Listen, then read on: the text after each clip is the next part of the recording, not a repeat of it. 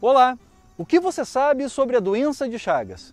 Neste filme, abordaremos tudo o que você precisa saber sobre ela e também os principais cuidados que devemos ter para evitar e combater o seu transmissor, o barbeiro.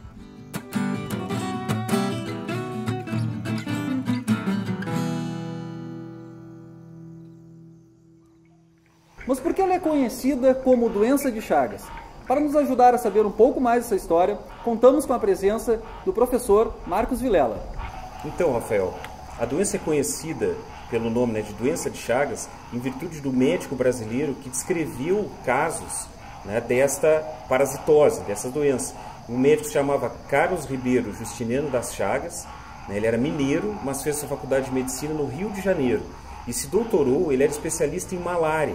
Como no norte de Minas Gerais, na cidade de La Sance, estavam tendo muitos casos de malária em virtude da construção de uma estrada de ferro do Brasil Central, queriam unir o norte e o sul do Brasil.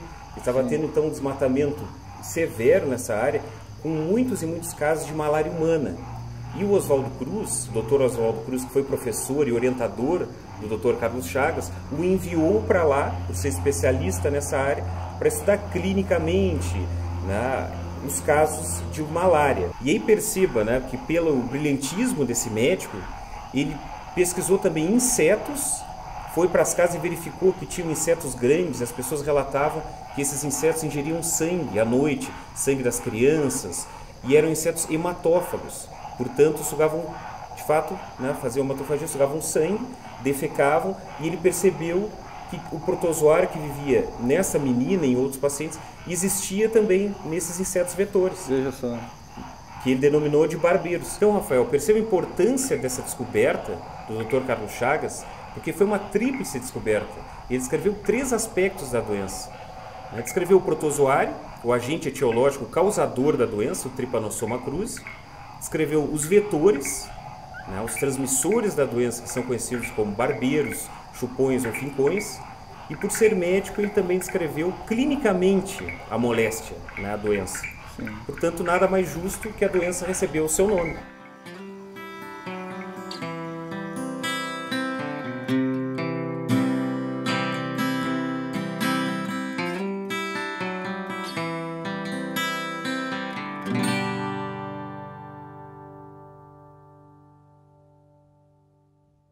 Este inseto se alimenta de sangue, que pode ser de vários animais, e inclusive o sangue humano.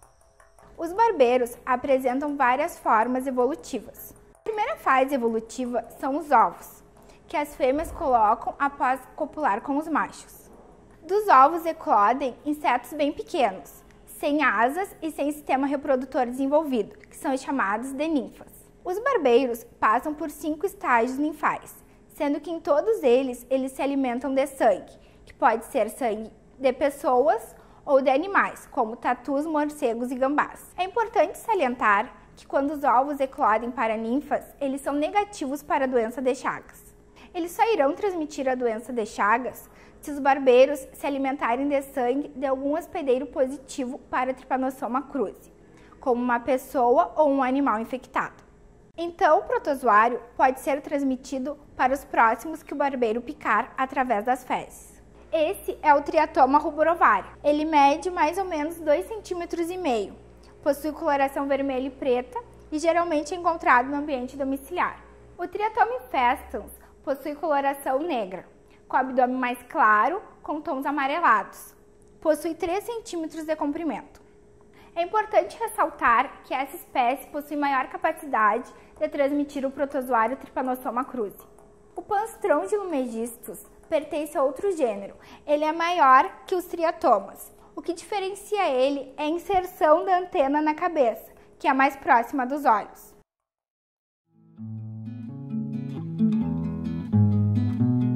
Após aprendermos sobre a história do Dr. Carlos Chagas e as características do barbeiro, vamos a campo acompanhar o dia a dia de uma equipe de vigilância em saúde, que vai nos mostrar como funciona o enfrentamento ao inseto.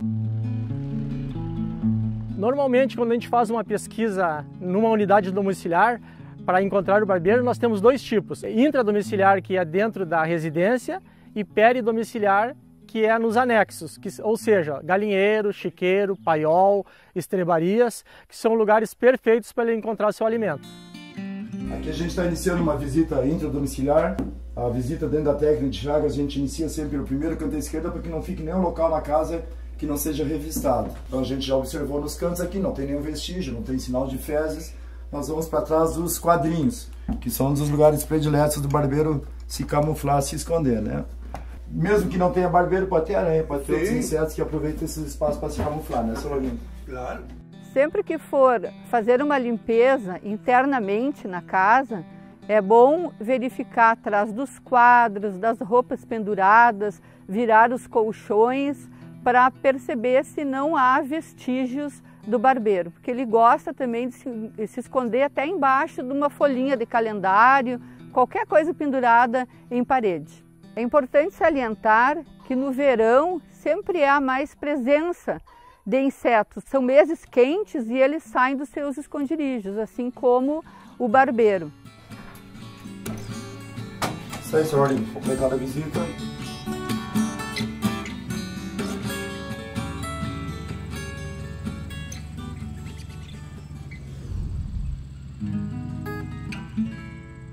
Foi no município de Santo Cristo que equipes de vigilância em saúde encontraram um dos maiores focos da região noroeste do Rio Grande do Sul. Com persistência, dedicação e um trabalho de investigação, obtiveram sucesso no controle de uma grande infestação. Essa igreja representa o foco mais importante do município de Santo Cristo. Aqui foram encontrados muitos insetos, uma grande infestação no telhado. E inicialmente se descobriu porque se encontrava barbeiros nas localidades adjacentes e o foco, então, o principal estava aqui nesse telhado. Então nós encontramos muitos vetores, muitos barbeiros ali e fizemos a borrifação, porque até ali só era feita a borrifação no corpo da igreja, porque nós só tínhamos acesso ao corpo dela, não tínhamos acesso aos telhados menores. Com isso a gente conseguiu controlar o barbeiro e depois disso a gente não encontrou, não vem aparecendo mais focos, nem na igreja, nem nas propriedades aqui ao entorno.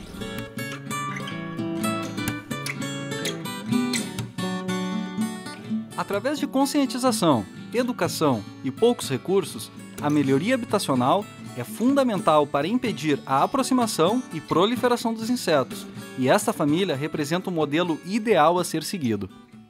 Essa propriedade foi beneficiada através do Programa de Melhoria Habitacional para o Controle da Doença de Chagas, projeto este da FUNASA, porque essa propriedade está muito próxima da igreja, que nela foi encontrado muito barbeiro da espécie Triatoma infestans. Quanto ao recurso, não foi muito, foi pouco, foi algumas tábuas que foram trocadas do galpão, foi recebido também uma pintura cal. No outro galpão que está acima também foi algumas trocas de tábuas, mas o mais importante que se percebe não é só o recurso que faz a diferença, e sim todas as atividades educativas que a família participou das reuniões, e com isso ela aprendeu e ficou consciente das coisas dentro da propriedade que deveriam ser modificadas para o controle do barbeiro que transmite a doença de Chagas.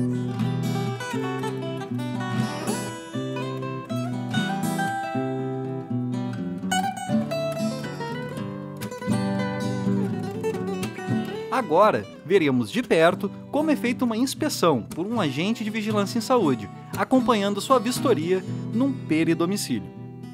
Aqui nós temos uma situação propícia para a proliferação de uma espécie de barbeiro, que é o Triatoma rubrovaria, cujo habitat predileto é no meio das pedras. Aliás, essa região aqui é uma região que tem sido encontrada nos últimos tempos, os últimos encontros de barbeiro aqui foi dessa espécie, Triatoma rubrovaria. Vou botar um pouquinho de piriza aqui para desalojar.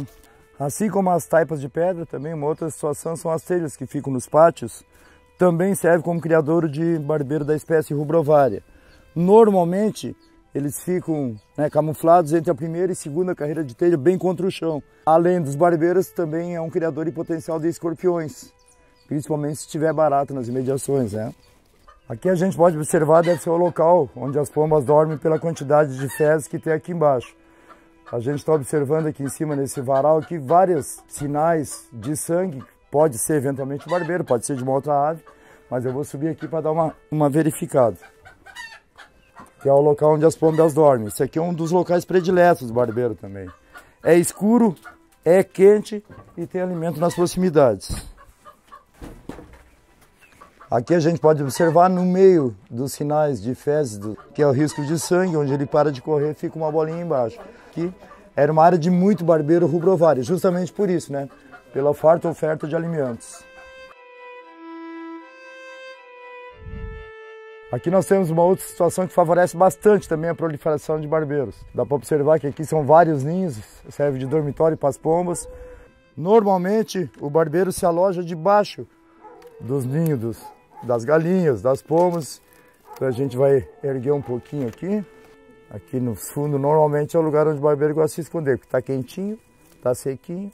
A pomba dorme aqui em cima durante a noite, ele suga o sangue e ela nem nota a presença dele. Vamos colocar um pouquinho de desalojante para a gente ver se porventura tem alguma coisa.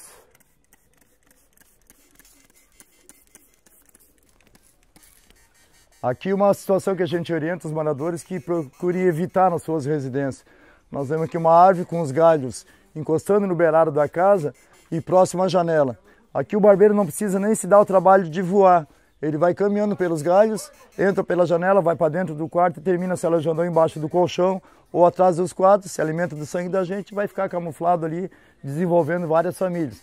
Então a gente sempre orienta que no entorno das residências, em torno de 30 metros, esteja um ambiente totalmente limpo de galhos, acúmulo de materiais. Por quê? Não que vai evitar a vinda dos insetos, mas a gente vai notar a presença de qualquer corpo estranho que se aproxime, dado a limpeza do ambiente. Aqui uma outra situação bastante comum na zona rural, que é espaço aberto embaixo do assoalho, que é o porão. Como ele está aberto, favorece com que as galinhas entrem. A gente pode ver que está cheio de penas de galinha, tem até ovos aqui que as galinhas colocaram. Então aqui favorece a proliferação de barbeiros, por quê? Eles estão cobertos da chuva, os animais, as aves vêm pousar durante a noite, o barbeiro se alimenta do sangue delas, sai caminhando por esses barrotes e se camufla nas frestas que tem abaixo do assoalho. A parte de cima pode estar vedada, bem lacrada, você não observa isso, mas na parte do porão, então o ideal que a gente aconselha, orienta sempre a população, é colocar sarrafos aqui para evitar que as galinhas, pombos, enfim, qualquer animal entre ali para baixo para dormir. Nós temos as cascas das madeiras que estão aqui embaixo, que também é um habitat, eles podem se alimentar do sangue da galinha que está pousando aqui em cima, descer e se camuflar debaixo disso aqui. A gente está observando aqui o acúmulo de fezes, significa que durante a noite as aves, galinhas, pombos, enfim, também pousam aqui em cima. Essas fenas são habitats prediletos do barbeiro. Ele está escondidinho, tem alimento na proximidade, está coberto para as intempéries, chuva, coisa assim. Então serve para o barbeiro também proliferar aqui várias famílias. A transmissão mais notificada no Brasil atualmente é a via oral. Ela ocorre após a ingestão de alimentos contaminados, dentre eles os mais comuns como o caldo de cana e o suco de açaí. A transmissão acontece quando esses alimentos são preparados sem os devidos cuidados, apresentando resquícios das fezes dos barbeiros ou então quando eles acabam sendo triturados, moídos junto aos alimentos. A transmissão congênita é aquela que ocorre da mãe contendo a doença de Chagas para o filho durante a gestação. Mães contendo a doença de Chagas, elas devem ter cuidado com os mamilos, porque quando esses apresentarem fissuras, não devem elas amamentar seus bebês, porque durante a amamentação os bebês podem sugar um pouco do sangue e acabar se contaminando e adquirindo a doença. A transmissão acidental, ela ocorre mais comumente em laboratórios ou entre coletadores, quando esses entram em contato com protozoários contidos em fezes de barbeiros infectados ou então com sangue de pessoas infectadas, quando esses profissionais eles não utilizam o equipamento de proteção individual adequadamente. A transmissão através do sangue, hoje em dia, ela ocorre mais raramente, porque os bancos de sangue eles oferecem uma triagem sorológica aos doadores, identificando as bolsas positivas e evitando que essas bolsas cheguem até os pacientes. É muito importante frisar que o consumo de carnes de caça, como lebres, tatus e roedores, mal cozidas ou cruas, podem transmitir a doença de Chagas a quem ingere. No Brasil, aproximadamente 1,5 milhão de pessoas possuem a doença de Chagas. Viemos até a Universidade Federal de Pelotas reencontrar o professor Marcos Vilela, que nos falará sobre as complicações da doença de Chagas e suas fases. A doença de Chagas ela se divide em duas fases, né? A fase aguda e a fase crônica. A fase aguda, o paciente pode ser assintomático, que é o que ocorre com a maioria deles, ou ele pode ter sintomas inespecíficos, por exemplo, febre, que não é um sintoma claro de doença de Chagas, ele acontece em inúmeras outras doenças, muito difícil, né, um médico desconfiar que um paciente febril tem doença de Chagas. Outros sinais, mas aí sim mais característicos, é o sinal de Romanha, que é um edema bipalpebral unilateral, né, o olho fica inchado do paciente, como se tivesse tido algum tipo de colisão aqui no olho, ou o chagoma de inoculação, que fica uma mancha avermelhada ou violácea em decorrência da penetração do protozoário, né, pelas fezes do barbeiro, tanto aqui quanto no caso dos olhos. Como a maioria dos pacientes não vai apresentar esses sintomas, 80% não vai ter sintoma, e ele vai evoluir para outra fase, que é a fase crônica. O que tem um problema aí, Rafael, pelo seguinte, na fase aguda é a única que tem um medicamento específico anti o protozoário, né, anti o micróbio que causa a doença, que é o benzonidazol. O paciente tratado nessa fase com benzonidazol, normalmente 80% fica curado. Na fase crônica não há tratamento? Na fase crônica há tratamento, mas não específico para o protozoário. Isso é até muito discutido, porque a fase crônica ela tem duas características aí. Ela se subdivide em fase crônica assintomática. Nessa fase aqui o paciente não vai ter sintoma nenhum para o resto da sua vida, nenhum tipo de alteração no coração ou no sistema digestivo, e a fase crônica sintomática ou determinada, que aí cerca de 40% dos pacientes vão evoluir para essa fase, que tende a ser grave. Por exemplo, no tecido cardíaco, falando da fase crônica cardíaca, do coração, o coração tende a aumentar de tamanho, né? Ele vai ser destruído, as células musculares dele e as células nervosas vão sofrer muito com o parasito que está ali presente, e vai ser mudado aquelas células musculares por células fibróticas. Então o coração vai ficar todo cheio de cicatriz, ele fica grande, mas sem a capacidade contrátil natural dele. Citando um exemplo, um coração de um ser humano normal bate 70 a 100 vezes por minuto, enquanto de um paciente chagásico com essa condição cardíaca, coração grande, coração de boi, que se chama, né, popularmente a gente conhece assim, chega a bater 29, 35 vezes, que é a insuficiência cardíaca. Então o paciente fica inchado, tem dificuldade respiratória. E uma outra fase que se evolui, alguns pacientes vão ir para a fase crônica determinada no sistema digestivo. Atinge principalmente o esôfago, que é o canalzinho, né, que leva o alimento da boca até o estômago, e no cólon, que é o intestino grosso. Ambos os órgãos também sofrem alterações do seu sistema muscular, então contrátil, e nervoso também. A inervação ali é destruída, então o órgão fica dilatado. O paciente tem dificuldade de ingerir alimento, de deglutir, de comer, né? Inclusive tem que dar alguns pulinhos para o alimento descer até o estômago, toma muita água.